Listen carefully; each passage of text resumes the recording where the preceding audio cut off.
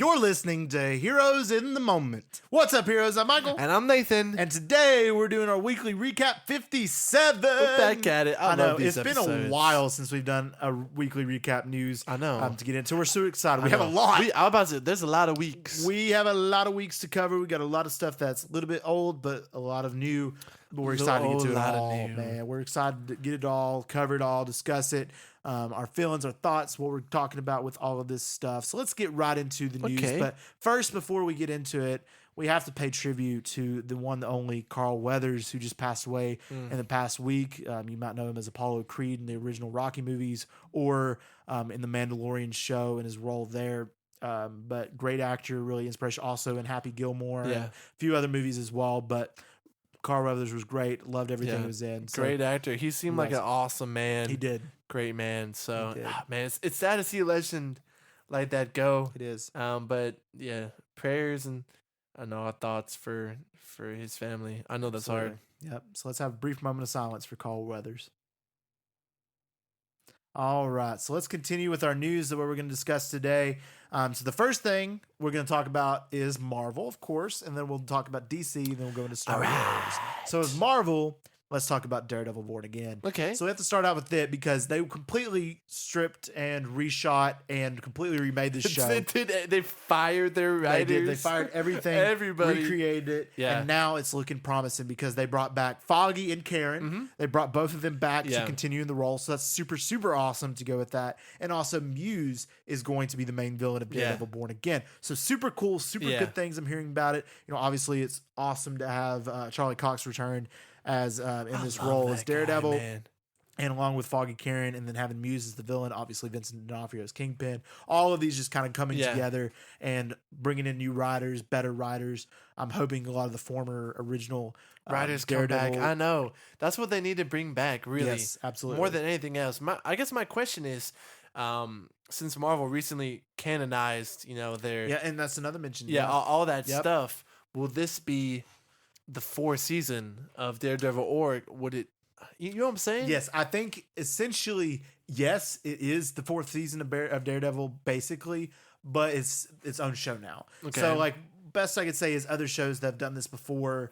It's essentially not a spinoff, but just like a continuation. So I think of like Full House to Fuller House. Now that's kind of a spinoff, but it's kind of like that. You have Daredevil, you had the first 3 seasons, that was Daredevil. But now Daredevil Born Again, kind of your 4th season bringing in, but it's a new show in the MCU. It's such a weird dynamic because it's the same cast, different writers, as far as we know, different showrunners, different company, but like same concept, same characters. So it's interesting. We'll I can't think of an interesting. I hope it has the same ability. As far as I know, they haven't come out and said that it's not going to be its original 18 episode first season like it was originally planned. I hope it stays to that because that'd be great. But we'll see. It definitely wouldn't be bad if they shortened it down to 12, like good episodes. It would be, like the other ones are. But don't go down to 6. No, heck no. At least 10 minimum. 5 episodes. 10. At least 10 minimum. Talking about 45 to an hour long. Yes. But yeah, sometimes when I hear 18, it does worry me a little bit because I imagine 30-minute episodes. Right. Not a lot going on. But like I said, we want a lot of content. This is essentially really our first introduction to him. Yep. Like I said, we seen him in She-Hulk. We seen him in No Way Home. We've seen him in Echo, but very, very small glimpses of him. So I'm excited to kind of get him in this new street and level with of Marvel. That, give him time. I just thought about we should have mentioned our Echo podcast, which will be coming up soon. Coming out soon. That is She-Hulk gave more screen time to Daredevil than Echo did, which is very interesting. And he was in 1 episode. That's very unfortunate. Yeah. But we'll say no, he was in 2 episodes. That's true. He was in 2 episodes. Bro, man, it's crazy. Their love story, bro, was so dumb. It was. But anyway, I'm excited for Daredevil Born Again. I think it will deliver in a lot of aspects. I'm super excited for that. Next up is some interesting news about the Thunderbolts. Now, this movie we've heard a lot of ups and downs about. We have on one end, what's his name, Wyatt Russell, hyping it up, saying it's something Marvel's never done before. It looks really good. And then you have the other ends where I've heard mixed things. Yeah, and then you see like accomplished actors like Steven Yeun. Steven Yeun stepped out, dropping out completely. He stepped out of Sentry, and it wasn't because of scheduling conflicts either, from what I heard. Yeah, so what I heard was that, but that also leads me into giving me hope the fact that Ryan Gosling has met with Marvel, and I potentially imagine that might be for the role of Sentry. As Sentry. And I think that would be perfect. Ken. Ken, come on, man. I want Ken. Ryan Gosling had probably the best year he's had in his career. Killer. And then now he's going to possibly win an Oscar. I doubt it, but he'll possibly, he's nominated and also nominated for a song. So he might win an Oscar for a song, at least for I'm Just Ken. But even with all that, he had a killer year, and now to come in with Marvel as possibly Sentry, maybe the villain. Yeah, this upcoming, I think it'd be great. I think it'd be great for Marvel. Pull a lot of people in. Obviously, man, he's one of the biggest stars in the entire world. Currently, yeah. I haven't met anyone who didn't like him. Oh yeah, I think he's kind of on that same level, even like more so than Chris Pratt. You don't really run into Chris Pratt haters. Well, okay. Besides the Mario voice, really, everyone loves him on Parks and Rec and Guardians of the Galaxy. Just someone who everyone really flocks to and loves. Yeah. Kind of like I'm not saying he's Ryan Reynolds, but I'm saying he has that kind of same aura, similar to Ryan Reynolds, that he has. And he's definitely he has a good aura. He has acting chops too. He's a fun watch Drive. Oh my goodness, Blade Runner 2049. He can be serious and he can be not serious as well. He can be very funny. What did he say? He was like, sublime. Sublime. Sublime. And he was the best part of Barbie. I'll say that right now. For sure, and then other parts, he's great. And he's got this new movie with Emily Blunt coming, The Fall Guy. Dude, that one looks funny. And I'm super excited for that and everything it has to offer. But Ryan Gosling and Marvel, I think, would be perfect. Yeah, and obviously, he doesn't need a huge role in the cinematic universe. He's Ryan Gosling. Right. But maybe like a one and done, maybe, would work perfectly for him. Yep. All right, now we got to talk about the one we've been talking about for a long time, and obviously we already know that Jonathan Majors was officially fired as Kang. So now with the whole idea that the potential for recasting, and there's been so many rumors for this. A lot of people have said that they're going towards the Beyonder as a possible route. A lot of people have said they're possibly going towards Doctor Doom as the route. But from what I've heard, they're going the recast route. Yeah. And Coleman Domingo is the top option for Kang at this point. I can't lie, I don't know who that is. Coleman Domingo. Who has he played as? I know him. Let me look him up real quick. I know I've seen him before in a couple of things. I'm sure you'd recognize him if I showed you to him. But I think he would be good in what he did. He was in The Color Purple most recently. He was in Candyman. Candyman. He was in Euphoria. Was he the lead character in Candyman? Yes, he was. Okay. I'm looking at a picture of him now. Yes, this guy. That's Coleman Domingo. He kind of looks like Kmart Eddie Murphy. Kind of in a lot of ways, but you can kind of see to where he could potentially play Kang, and I think that would be a good casting as well. I still kind of holding out hope for John Boyega, but I know he'll never come back to Disney. I don't believe, but I do think John Boyega. I can't blame him. I can't blame him at all. But I do think John Boyega would be a great potential Kang. But right now, from what I've heard, Coleman Domingo is the top option for a possible recasting as maybe the Beyonder or as Kang the Conqueror. So, and personally, I hope they go the recast route just because it just makes the most sense. It does. I mean, based off what they've already built and all of that, and officially, Avengers Kang Dynasty has been scrapped. Not the movie, but the title. Yeah. The title is now just Avengers 5. Yeah. That's it. We've still got Avengers Secret Wars, but Kang Dynasty is now just at this time tentatively Avengers 5. So we'll see what happens with that. But I think they should still go the Kang route, in my personal opinion. No, I agree. It's far too late, really, to kind of switch it up, considering Loki and Ant-Man. So it is. I think that's a good casting. And I'm excited to see what he brings. I am too. All right, the next thing is the Young Avengers project that's been building up for a long time and was teased first at the end of the Marvels movie where Miss Marvel is kind of recruiting Haley Steinfeld's Kate Bishop. Is going to be a movie, which I think it should be. I don't think it should be just leveled up to a show. I think a movie is worthy. I think with possibly Tom Holland as your lead / Haley Steinfeld. That's the thing. If Tom Holland's the lead, I think it's a movie. If he's not, I don't think so. Yeah, and I feel like Haley Steinfeld could do it. I don't think Kamala Khan could do it. I can't lie. The prospects, the lineups that they currently have, does not really intrigue me. And honestly, I could see it flopping unless they have an A-list actor. I really don't think Haley Steinfeld is enough to make it super profitable at the box office. Let's look at him real quick. Who we got? We got Cassie Haley Lang. Steinfeld. No one's coming out for Cassie. No, Cassie Lang. Nobody's coming out for us. Miss Marvel. She still hasn't been. She's not been a lot, but I like her. Haley Steinfeld's Kate Bishop. I feel like someone come out for her. I mean, she's a big actress. She is a big actress, but not talented. really specifically for her character. You have Wiccan and not Hawking yet, but Wiccan and Speed, which there'll be the older versions at that time. I don't see much there. Not much. Young Loki, Kid Loki.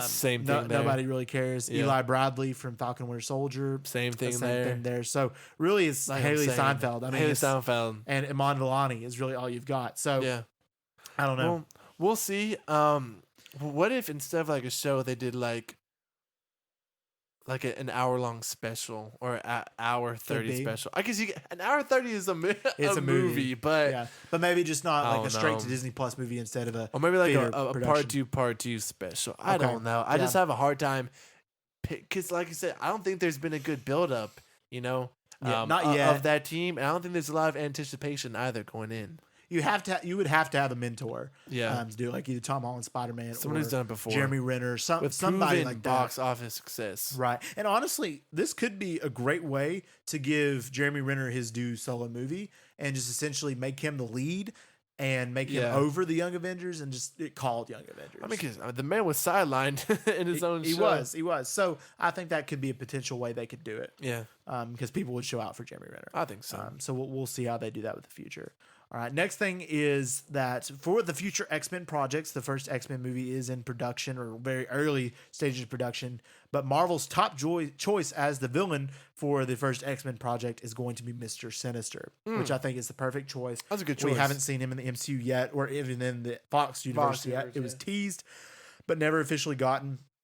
So I do think that Mr. Sinister would be the great choice for the villain. And along with that, it's potentially been rumored that Avengers versus X-Men movie could happen down the road. Shoot, no way. I think that'd be kind of epic. That movie would be epic. I mean, the comic book is really, really credible. I have a few of those. Yeah, and I love that comic. I think if they do Avengers versus X-Men, it'd be super cool. And that could be a really like after post Secret Wars kind of post Secret Wars. Would that be the next? Cool. I don't think it would be the next huge 10-year I think it might be just like Avengers 7. Yeah, but kind of be like the halfway point maybe. Sure, like you're halfway. But I think that'd be kind of a cool idea and concept. And there's also the potential that a Disney Plus series called The Mutants might be coming out prior that kind of follows not kind of like What If, but different, where each episode highlights a different mutant and their stories. So, for example, you'd have one episode focus on Storm, one episode on Cyclops, one episode Jean Grey, and essentially just these major characters, Beast, Iceman, all of these have their own episodes that kind of gives them their story as mutants. Yeah. I think that's an interesting concept. Didn't Marvel already have a mutants show that came out on Hulu or something that bombed? They had a movie, The New Mutants, but no, I thought it was a show. No, they have The New Mutants, but that's completely different. Okay. I think I don't know. I think this could be good and bad. It kind of takes me back to Avengers, right? Everyone knows who the Avengers are. Everyone knows who the X-Men are. The Avengers, you had movies building up to it. You had a Iron Man movie. You had a Thor movie. You had a Captain America movie. Yeah, but the difference with X-Men is these characters are X-Men, right? Yeah. They're not their own centralized characters besides maybe So you don't Wolverine. Think they deserve movies? I don't think so. Okay. I mean, a few of them would be cool, and you could do the only characters I could see that have their own movies would be Wolverine, Storm, Magneto, and then Professor X. Those are the only ones I could potentially see to have their own movies. To whereas the rest, they're X-Men, and they're known as X-Men. That's all they are. Okay. And for them to get their own movies to build up to an X-Men movie, it just doesn't make sense in what we've seen here. But whereas these 1 hour shows that kind of show their character, how they got their abilities, how they got involved with X-Men, makes more sense. Do you think that's enough time for their complete backstory motivations? I think if they do it right, it is. And especially with the mutants they do. Some of them obviously deserve more than others, like for example Wolverine. Yeah. But others like Cyclops, I feel like they could fit it in at a time. I guess my only question is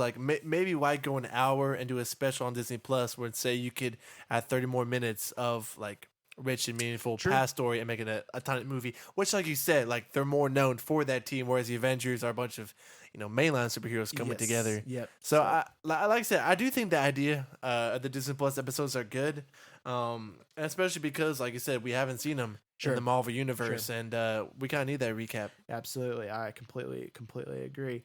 All right, so the next thing is Spider-Man 4 rumors. So with Spider-Man 4, we already talked about in the Echo series, so check that out on Thursday when it comes out.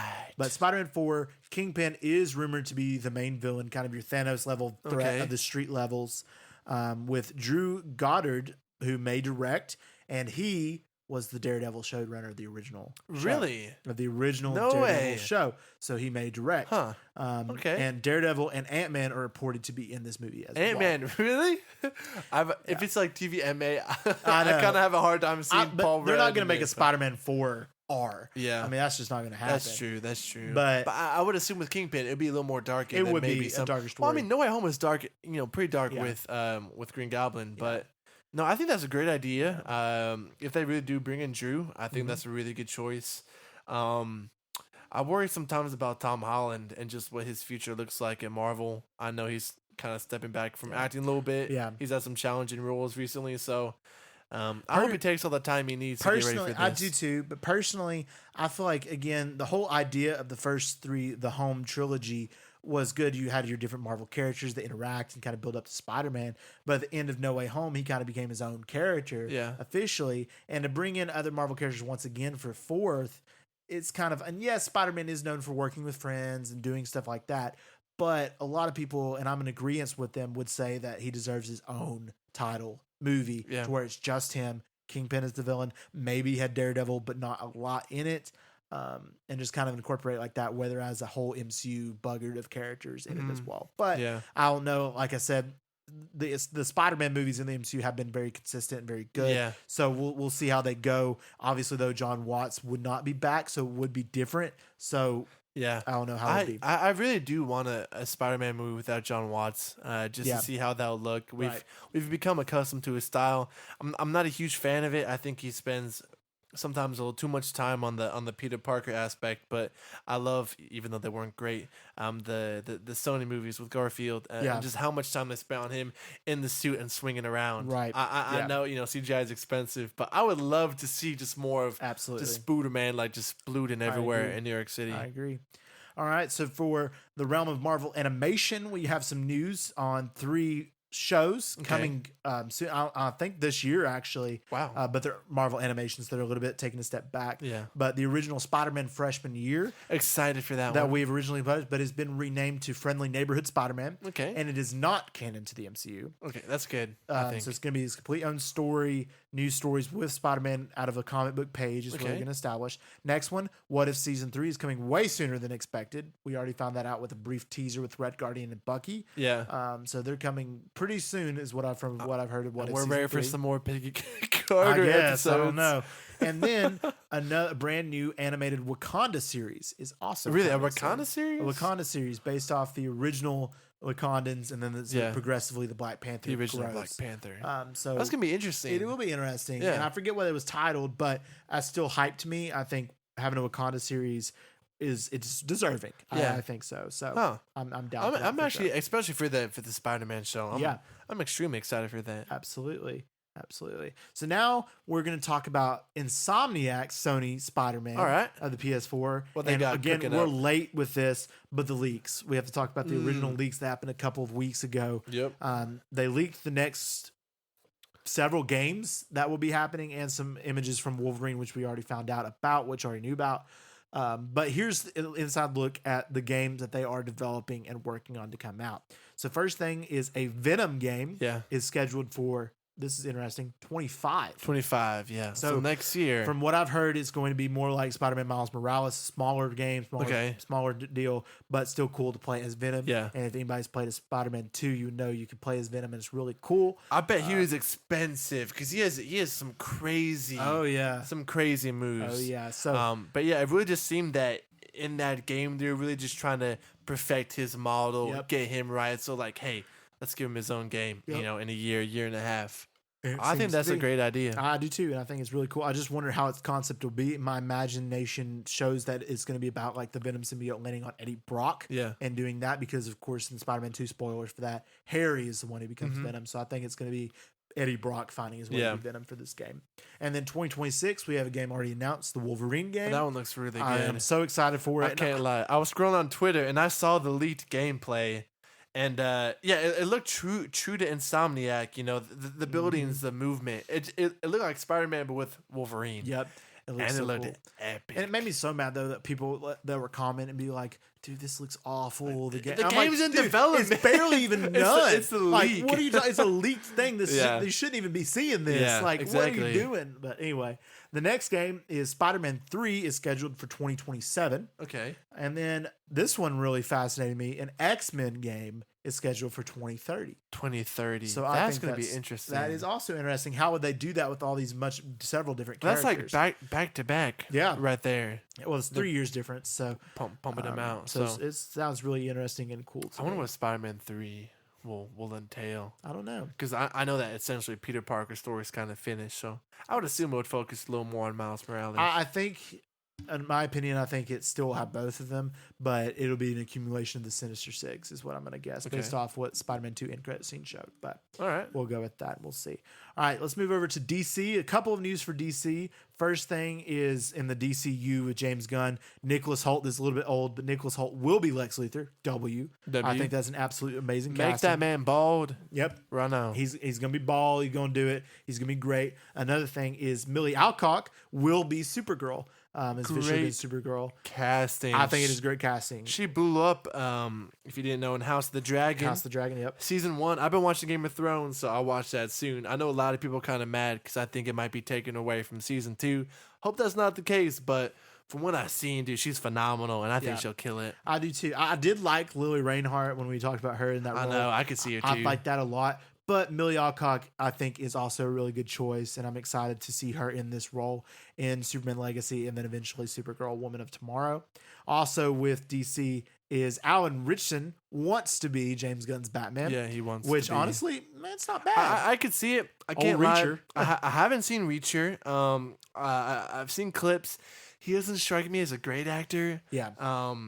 I mean, you know him. You might know him from Titans, which is weird because he's played 2 other DC characters already passed. He played Aquaman in Smallville, and then he played he Hawk looks more like in an Aquaman. Titans. And yeah, he does look like an Aquaman. Yeah, but I don't know. He's not the best actor in the world. I agree, but he does have the physique and the kind of know-how to be that Batman. But maybe in an animated capacity. I know. I agree. But I think we definitely what's his face? Supernatural homeboy Jensen Ackles. He needs to be Batman. Especially, I mean, when you look at all the possible candidates, he has the most experience doing the voice work. He's long wanted to don the cape. So I know Alan Rich. He has a big following. A lot of people like Reacher, but he's massive too. He is. Like, you thought Ben Affleck was big in his suit. I don't know, like 4 inches. Oh yeah, 100 pounds of muscle on. I just want to see Jen Ackles, Willem Dafoe, Batman Joker combo. Would be fantastic. Be fantastic. That'd be nice. That'd be really nice. All right. Other DC news is Jason Momoa himself. He wants to be Lobo so bad. That's one thing. He's really come out and said he's like, I see no reason why not. I don't see any reason because he was literally like, my favorite character growing up was Lobo. I read Lobo comics. He even said that, and he was like, listen, if they call me up, I would 100% go Lobo. And I'm like, James Gunn, there you go. Yeah, there you go. Right, there's your casting. He likes Jason Momoa. Yeah, he does. Absolutely. From what I understand. And Jason Momoa is Lobo, and he could, even though he was Aquaman, he did a good job with that. But that's kind of over now. Let him be Lobo. Yeah, definitely over. We're trying to kind of forget the last movie. Let him be Lobo. Yeah. Let him be Lobo. Why not? Why not? All right, now to move over to Star Wars news. We had some big news come in the last couple of weeks. The first one is the next Star Wars movie was announced, and this one was unexpected because most people were expecting either one of the things that they were been working on lately. Rey Skywalker. It could be, I don't know, but this movie is The Mandalorian and Grogu. Okay, and this does not have to do with Star Wars: Heirs of the Empire, so it's going to be different in that capacity. But The Mandalorian and Grogu are going to be their own standalone movie, cinematic movie going to theaters of the two of them. So I think that's going to be a cool story to explore.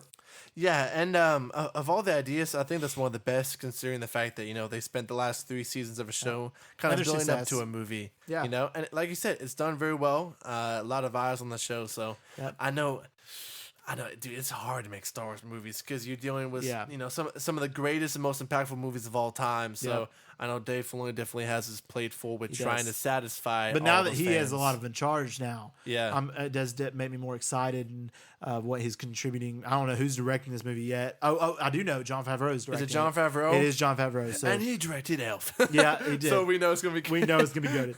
But Jon Favreau is directing this project, and I think I have high hopes for it. And this will lead into Heir to the Empire as well. Okay. Along with other Star Wars news, is Ahsoka season 2 was confirmed, which is definitely necessary, I think, to build into more so Heir to the Empire. I'm just wondering, like, when do you think we're gonna get Star Wars Heir to the Empire? Because it's gonna be the accumulation of all this. I'd probably say 5 to 6 years. Yeah. I really think they'll push it off for a while. Yeah, and they should take their time. Like this is something you cannot rush. No. I mean, talking about Star Wars, this fan base is the most divided fan base really in. Oh yeah, oh yeah. in media currently. And it's at a crossroads. It's either you continue making really good content or you just stop and let the legacy be. So they got some difficult choices ahead of them. Yep, they definitely do.